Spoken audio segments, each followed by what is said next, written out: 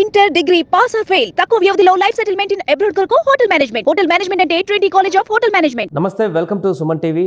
నేను మీ సాయి. ఆంధ్రప్రదేశ్ ముఖ్యమంత్రి చంద్రబాబు నాయుడు, తెలంగాణ ముఖ్యమంత్రి రేవంత్ రెడ్డి భేటీ కాబోతున్నారు ఈరోజు. సో ఈ భేటీలో ప్రధానంగా ఏ అంశాలు చర్చకు వస్తాయి? వీరిద్దరు భేటీ మొదటిసారిగా ముఖ్యమంత్రి స్థాయిలో అవుతున్నటువంటి సందర్భంలో కొంత క్యూరియాసిటీ అయితే నెలకొంది. దీనికి సంబంధించి మనం మాట్లాడదాం. మనతో పాటు Suman TV news chief editor Keshav గారు ఉన్నారు. సార్ నమస్తే. నమస్తే. సో మొదటిసారి ముఖ్యమంత్రి హోదాలో చంద్రబాబు నాయుడు గారు రేవంత్ రెడ్డి భేటీ అవ్వబోతున్నారు. సో ఇరు రాష్ట్రాలకు సంబంధించినటువంటి అన్ని అంశాలు కూడా వీరి భేటీలో ప్రస్తావనకు వస్తాయా? ఎజెండా ఆల్రెడీ ఫిక్స్ అయింది.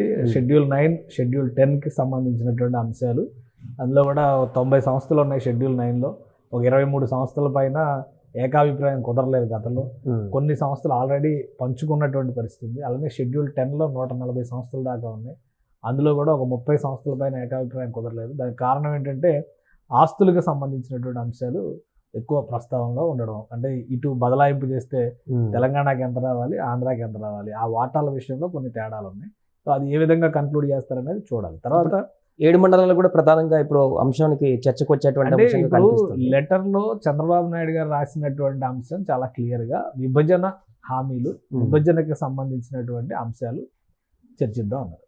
7 మండలాలు అనేది బైఫర్కేషన్ యాక్ట్లో లేదు. అది సపరేట్గా ఒక ఆర్డినెన్స్ రూపంలో కేంద్ర ప్రభుత్వం తీసుకున్నటువంటి నిర్ణయం. పోలవరం కట్టడానికి ఒక వెసులుబాటుగా ఆ నిర్ణయం తీసుకున్నారు. సో ఇప్పుడు 7 మండలాల గురించి చర్చ ఏది జరిగినా కానీ ఆ లెటర్కి సంబంధించి ఎజెండా ఒక 10 అంశాలకు సంబంధించినటువంటి ఎజెండా ఫిక్స్ అయిపోయింది. దాని పరిధిలో డిస్కస్ చేయడానికి అవకాశం ఉంటుంది. అయితే ఎజెండాలో లేని అంశంగా ఒక ప్రస్తావన చేసే అవకాశం ఉండొచ్చు. తెలంగాణకు సంబంధించి 7 మండలాలు, ప్రధానంగా భద్రాచలం చాలా ఇబ్బందుల్లో ఉంది అని బీఆర్ఎస్ నాయకులు కూడా చెప్తున్నారు కదా. పార్కింగ్ కూడా అక్కడ ఆంధ్ర ప్రాంతంలోకి వెళ్ళి పార్కింగ్ చేయాల్సి వస్తుంది. ఆ పరిధి విషయంలో కొంత ఇబ్బంది ఉంది అని చెప్తున్నారు. ఆల్రెడీ బీఆర్ఎస్ కూడా 10 ఏళ్ళు అధికారంలో ఉంది కదా. బీఆర్ఎస్ అధికారంలో ఉండగానే తీసుకున్నారు కదా మండలాలు. ఏమైనా ఉంటే అప్పుడే జరిగి ఉండాల్సింది. సో ఇప్పుడు ప్రస్తావన చేసేటువంటి అంశాలను బట్టి కొన్ని గ్రామాలు భద్రాచలం దగ్గర కనుక కలిపితే భద్రాచలం రాముల వారి ఆలయానికి సమీపంలో తెలంగాణకి సంబంధించినటువంటి యాక్టివిటీస్ చేయడానికి వెసులుబాటు ఉంటుందనేటువంటి ఒక చర్చ నడుస్తుంది. సో దాన్ని ఎంతవరకు ప్రస్తావిస్తారు అనేది చూడాలి. ఇంకొక ప్రధానమైనటువంటి వార్త వినిపిస్తుంది. ఇప్పుడు పోర్టుల్లో కూడా వాటా కావాలి తెలంగాణకు అడుగుతున్నట్టుగా కొన్ని వార్తలు వైరల్గా కనిపిస్తున్నాయి. తిరుపతిలో కానీ వివిధ పోర్టుల్లో కానీ ఇది పాసిబుల్ అయ్యేటువంటి విషయమేనా? వీటితో పాటు మీరు అన్నట్టుగా కొన్ని అంశాలు మీడియాలో వస్తున్నది. రాష్ట్ర ఏర్పాటు తర్వాత ఆర్డినెన్స్ ద్వారా ఆంధ్రప్రదేశ్లో కలిపిన 7 మండలాలు తిరిగి తెలంగాణలో చేర్చాలి. ఇదో పాయింట్. తర్వాత ఆంధ్రప్రదేశ్కి 1000 కిలోమీటర్ల మేర విస్తారమైన తీర ప్రాంతం, కోస్టల్ కారిడార్ ఉంది కాబట్టి తెలంగాణకి ఈ ప్రాంతంలో భాగం కావాలి. తిరుమల వెంకటేశ్వర స్వామి తెలంగాణకు కూడా తిరుమల దేవస్థానంలో భాగం కావాలి. కృష్ణా జలాల్లో 811 టీఎంసీల నీటి లభ్యత ఉంది. అంతర్జాతీయ నీటి పంపిణీ సూత్రం ప్రకారం క్యాచ్మెంట్ ఏరియా నిష్పత్తిలో నీటి పంపకాలు జరగాలి. అదేవిధంగా తెలంగాణకు 558 టీఎంసీలు కేటాయించాలి. తెలంగాణ విద్యుత్ సంస్థలకి ఆంధ్రప్రదేశ్ విద్యుత్ సంస్థలు 24,000 కోట్ల రూపాయల బకాయిలు ఉన్నాయి. అవి సత్వరమే చెల్లించాలి. ఆంధ్రప్రదేశ్కు చెల్లించాల్సినవి ఉంటే వాటిని వెంటనే తిరిగి చెల్లిస్తాం. అలానే తెలంగాణకు ఓడరేవులు లేవు కాబట్టి విభజనలో భాగంగా ఏపీలోని కృష్ణపట్నం, మచిలీపట్నం, గంగవరం పోర్టులో భాగం కావాలి. ఇవి తెలంగాణ నుంచి కొన్ని డిస్కషన్లో ఉన్నటువంటి అంశాలు. ఇవి తెలంగాణ పక్షాన ప్రస్తావించవచ్చు అనేది, అంటే ఇందులో ఎంతవరకు పాసిబిలిటీ ఉంటుందనేది చూడాలి. ఇప్పుడు గతంలో కవిత గారు కూడా ఈ ప్రస్తావన చేశారు. మాకు ఒక పోర్టు కావాలని కేంద్ర ప్రభుత్వంలో ఆల్రెడీ లోక్సభలోనే ఆమె ప్రస్తావించిన సందర్భం ఉంది. సో అంటే ఇప్పుడు ఎలా నిర్ణయం తీసుకుంటారు? 2 రాష్ట్రాల మధ్య ఫస్ట్ పీఠముడిగా ఉన్నటువంటి అంశాలు కొన్ని ఉన్నాయి. వాటిని విభజన చట్టం పరిష్కరించుకోవాల్సినటువంటి అంశాలు అవి చాలా ముఖ్యమైనవి. సో ఇది ఒక ప్రాథమిక సమావేశంగా కనుక మనం పరిగణిస్తే వాటిపైన ఒక క్లారిటీ ఇచ్చే అవకాశం ఉంటుంది. ఇప్పుడు ప్రస్తావించిన అంశాలన్నీ కూడా చాలా జటిలమైనటువంటి అంశాలు. అన్నీ ఆంధ్రప్రదేశ్ ఇస్తే తెలంగాణ తీసుకునేలా ఉన్నారు. తెలంగాణ ఆంధ్రప్రదేశ్కి ఏమిస్తుంది? కాబట్టి ఓన్లీ తెలంగాణ వర్షన్గా మనం చూడాలి. ఏపీ వర్షన్ ఏ విధంగా ఉందనేది ఏపీ చెప్పేటువంటి అవకాశం. ఎందుకంటే ఏపీ ఇప్పుడున్నటువంటి ఆర్థికపరమైనటువంటి భారం విషయంలో చూస్తే విభజన ఆస్తుల పంపకాలు జరిగితే ఏపీకి కొంత లిక్విడిటీ అనేది దొరుకుతుంది అనేటువంటి ఒక ఆలోచన ఉంది. అలానే వాటిని పూర్తి స్థాయిలో కొత్త రాజధానిలో కానీ లేదా కొత్త రాష్ట్రంలో కానీ అక్కడ ఆయా విభాగాల పనితీరును బట్టి, అవసరాలను బట్టి ఆయా ప్రాంతాల్లో డెవలప్మెంట్ చేయడానికి అవకాశం ఉంటుంది అనేది ప్రధానమైనటువంటి అంశం. ఇంకొక అంశం ఏంటంటే ఆంధ్రప్రదేశ్ ప్రభుత్వ ఆధీనంలో ఇప్పటికి కూడా హైదరాబాద్లో కొన్ని భవనాలు ఉన్నాయి. వాటిని కూడా లిస్ట్ అవుట్ చేయించారు. ఆల్రెడీ కోమటిరెడ్డి వెంకటరెడ్డి గారు ఆ శాఖ మంత్రిగా ఆయన దానికి సంబంధించినటువంటి డేటా అంతా కూడా తెప్పించారు. లేక్ వ్యూ గెస్ట్ హౌస్ని కూడా అప్పగించమని ఒక ప్రతిపాదన, ఎందుకంటే సీఎం క్యాంప్ ఆఫీస్కి ఏది ఎంచుకోవాలనే దాని మీద తెలంగాణ సీఎం క్యాంప్ ఆఫీస్కి ఒక చర్చ నడుస్తుంది. ఎంసీఆర్ హెచ్ఆర్డి పరిధిలో ఒక కొత్త భవనం కట్టాలని, అలానే బేగంపేటలో ఒక కొత్త భవనం కట్టాలని, లేదా పాత ఐఏఎస్ అధికారులకు సంబంధించినటువంటి ఒక భవనాన్ని రీమోడల్ చేయాలని ఇట్లాంటి ప్రతిపాదనలు ఉన్నాయి. ఒకవేళ లేక్ వ్యూ గెస్ట్ హౌస్ని కనుక హైదరాబాద్ తెలంగాణ ప్రభుత్వానికి కనుక ఆంధ్రప్రదేశ్ కేటాయిస్తే దాన్ని సీఎం క్యాంప్ ఆఫీస్గా మార్చేటువంటి అవకాశాలు పుష్కలంగా ఉన్నాయి. లేక్ వ్యూ గెస్ట్ హౌస్ అంటే హిస్టారికల్గా చూస్తే కూడా అది నిజాం నవాబు ప్రధానమంత్రి ఉన్నటువంటి మీర్ లాయక్ అలీ ఖాన్ బస్ చేసినటువంటి ప్రధానమంత్రి నివాసం అది. సో అట్లాంటి ప్రాధాన్యాలు ఉన్నాయి కాబట్టి ముఖ్యమంత్రికి దాన్ని కేటాయిస్తారా అనేది కూడా ఒక చర్చ ఉంది. వీటి ప్రస్తావన ఖచ్చితంగా చేస్తారు. వాటిని బట్టి నిర్ణయం తీసుకునేటువంటి అవకాశం ఉంటుంది. ఆంధ్రప్రదేశ్ ప్రతిపాదించదలుచుకున్నటువంటి ప్రధానమైన అంశాలు మాత్రం షెడ్యూల్ 9, 10 నుంచి ఉన్నటువంటి అంశాలు. ఇంకోటి ఏంటంటే వస్తున్నటువంటి మంత్రులు ఎవరు, టీం కూడా చాలా ముఖ్యం కదా. సో టీంలో అక్కడ రోడ్లు భవనాల శాఖ మంత్రి బీసీ జనార్దన్ రెడ్డి ఏపీ నుంచి వస్తున్నాడు. అలానే రెవెన్యూ శాఖ మంత్రి సత్యప్రసాద్ గారు, అనగాని సత్యప్రసాద్ గారు వస్తున్నారు. ఇంకోవైపు నుంచి టూరిజము, పర్యాటక రంగానికి సంబంధించి టూరిజము, కల్చర్, అలానే సినిమాటోగ్రఫీ అంటే ఫిల్మ్ ఇండస్ట్రీకి సంబంధించి చాలా అంశాలు ఉన్నాయి. బట్ ఎజెండాలో ఎక్కడా ఫిల్మ్ ఇండస్ట్రీకి సంబంధించినటువంటి అంశాలు కనిపించట్లేదు. పార్టీల పరంగా ఏమన్నా మంత్రులను తీసుకొచ్చేటువంటి ప్రయత్నం పార్టీల పరంగా తీసుకొస్తున్నారా, లేదా ఎజెండా ఏదన్నా దానికి సంబంధించి ఏపీ ఒక ఆలోచనతో ఉందా? ఎందుకంటే ఏపీ కొత్తగా డెవలప్ చేయబోయేటువంటి కొన్ని ప్రదేశాలని షూటింగ్ స్పాట్స్గా డెవలప్ చేయాలి, షూటింగ్కి అక్కడ అనుకూలమైన వాతావరణం కల్పించాలి. ప్రధానంగా అరకు లాంటి ప్రాంతాలు కానీ, గోదావరి జిల్లాలు కానీ, ఇటు హార్స్లీ హిల్స్, తలకోన లాంటి ప్రాంతాలు కానీ వీటిపైన ఫోకస్ పెడుతుంది ఏపీ. సో ఏపీ మనసులో ఏముంది అనేది అక్కడి నుంచి వస్తున్నటువంటి మంత్రులను బట్టి మనం చూడాల్సి ఉంటుంది. ఇక్కడ నుంచి ఎవరెవరు రిప్రజెంట్ చేస్తున్నారు అది కూడా ఇంపార్టెంట్. ఇక్కడ నుంచి రిప్రజెంట్ చేస్తున్నారు ముఖ్యమంత్రితో పాటు ఉప ముఖ్యమంత్రి, ఆర్థిక శాఖ మంత్రి. అటు నుంచి ఆర్థిక శాఖ మంత్రి రావట్లా, ఇక్కడ ఆర్థిక శాఖ మంత్రి బట్టి విక్రమార్క గారు ఉంటారు. అలానే పరిశ్రమలో ఐటీ శాఖ మంత్రి శ్రీధర్ బాబు ఉంటారు. సో ఈ equation Ponguleti Srinivasa Reddy revenue department, revenue శాఖ మంత్రి ఐఎన్పిఆర్ ఆయన కంట్రోల్లో ఉంది. సో ఈ ఈక్వేషన్స్లో వచ్చేటువంటి అంశాలు ఏమైనా కొత్తగా చర్చకు వచ్చే అవకాశం ఉంటుందా అది కూడా పరిశీలించాలి. కానీ ఒకటి ప్రాథమికమైనటువంటి చర్చలు ఇవి ఖచ్చితంగా సుహృద్భావ వాతావరణంలో జరగాలని రెండు రాష్ట్రాల ముఖ్యమంత్రులు కోరుకుంటున్నారు. సో విభజన చట్టం ప్రకారం ఏవైతే జటిలంగా మారినటువంటి అంశాలు ఉన్నాయో వాటిని విభజించడం పైన ఫోకస్ పెట్టే అవకాశం ఉంటుంది.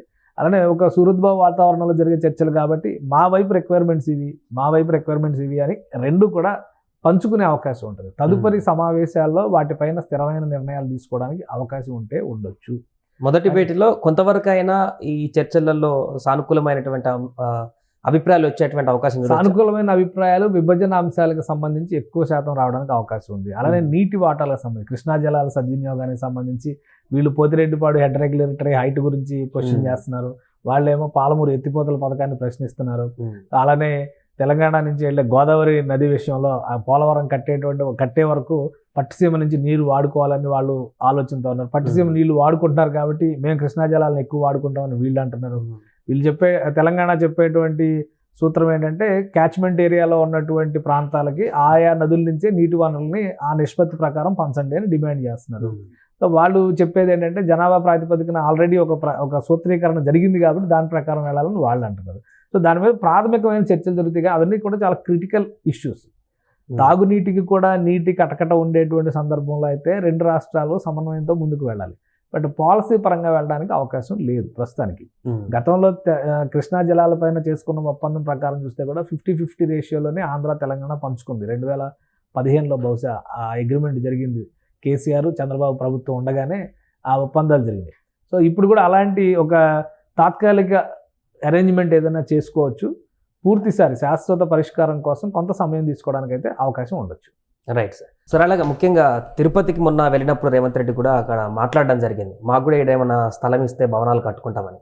సో దీంట్లో కూడా వాటా అడిగేటువంటి అవకాశం ఉందా తిరుపతి దేవస్థానానికి సంబంధించి తెలంగాణలో?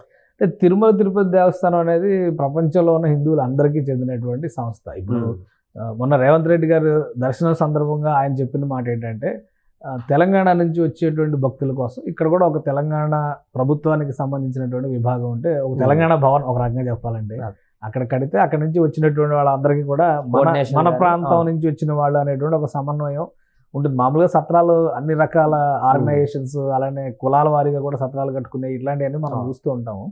సో తిరుమల తిరుపతి దేవస్థానాన్ని కేవలం అక్కడికి వచ్చే వారికి వసతి కల్పించేటువంటి వ్యవస్థగా కాకుండా ఇక్కడ చెప్తున్నటువంటి ప్రధాన ప్రాతిపదిక ఏంటంటే టీటీడీలో భాగం కావాలంటున్నారు, టీటీడీ బోర్డులో భాగం కావాలంటున్నారు, టీటీడీ రెవెన్యూలో కూడా అడుగుతున్నారా, అది ఇంకా క్లారిటీ రావాలి.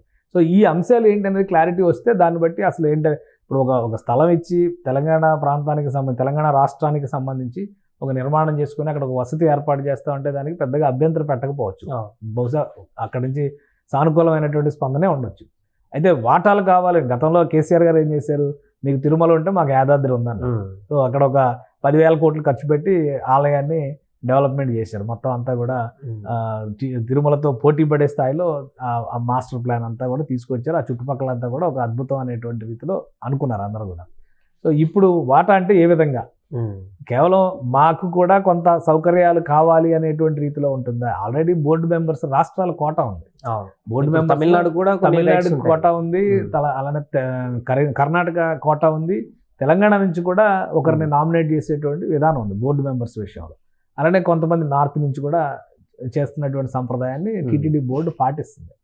బోర్డులో వాటా అంటే ఏ రకంగా, అది కూడా ఇక్కడ ఇంపార్టెంట్. ఇప్పుడు దేవుడి ఆదాయాన్ని తిరుమల తిరుపతి దేవస్థానమే ఖర్చు పెడుతుంది. 1% వాటా తీసుకున్నందుకే కదా వైసీపీ గవర్నమెంట్ పనిష్ చేశారు జనాలు.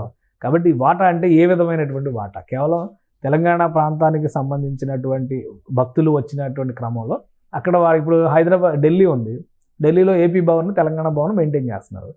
హైదరాబాద్ నుంచి కానీ ఏపీ నుంచి కానీ ఎవరైనా వెళ్ళారు అనుకోండి, కన్సర్న్డ్ ఇది కాబట్టి అక్కడ ఒక అసోసియేషన్ ఉంటుంది. దాన్ని మనం అక్కడ ఉన్న అధికారుల్ని వాళ్ళని రిప్రజెంట్ చేస్తే అకామిడేషన్ కావాలన్నా ఫుడ్ విషయంలో అయినా కానీ పెయిడే ఉంటుంది అంతా కూడా. కాకపోతే ఏంటంటే మన ప్రాంతం నుంచి వచ్చిన వాళ్ళకి ఈజీగా కమ్యూనికేషన్ జరగడానికి అవకాశం ఉంటుంది. అలాంటి వ్యవస్థలు తిరుమలలో ఏర్పాటు చేయాలనుకుంటే కనుక పెద్దగా ప్రభుత్వం అభ్యంతరం పెట్టకపోవచ్చు, దానికి సానుకూలంగానే స్పందిస్తుంది. కానీ బోర్డు మెంబర్షిప్లు, బోర్డులో వాటాలు ఇలాంటి చర్చలు ఏమైనా వస్తే కనుక అది టెక్నికాలిటీస్ ఎక్కువ ఉన్నాయి.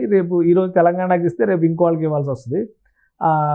తమిళనాడు కూడా చాలా గట్టి పట్టుతో ఉన్న ఒకప్పుడు అసలు తమిళనాడులోకి రావాలి తిరుమల అనేటువంటి డిమాండ్ చేసినటువంటి పరిస్థితి కూడా ఉంది. కాబట్టి దేవుడు అందరివాడు కాబట్టి సో అది ఏ విధంగా పరిష్కరిస్తారనేది చూడాలి మనం. సో అది ఈరోజు ముఖ్యమంత్రి చంద్రబాబు నాయుడు గారు, అదేవిధంగా తెలంగాణ ముఖ్యమంత్రి రేవంత్ రెడ్డి గారు భేటీ అవుతున్నటువంటి సందర్భంగా అనేక అంశాలపైన ఒక సుదీర్ఘ చర్చ అయితే కొనసాగనున్నట్టుగా కనిపిస్తుంది. ఈ చర్చ తర్వాత ఏమైనా అంశాలపైన ఒక క్లారిటీ వచ్చిందా, విభజన సమస్యలు కానీ 2 రాష్ట్రాలకు సంబంధించిన విషయాలకు సంబంధించి అనేది కానీ వీళ్ళ భేటీ తర్వాత చూడాలి. సుమన్ టీవీలో మీ పర్సనల్ అండ్ బిజినెస్ ప్రమోషన్స్ కోసం కింది నెంబర్కి కాంటాక్ట్ చేయండి.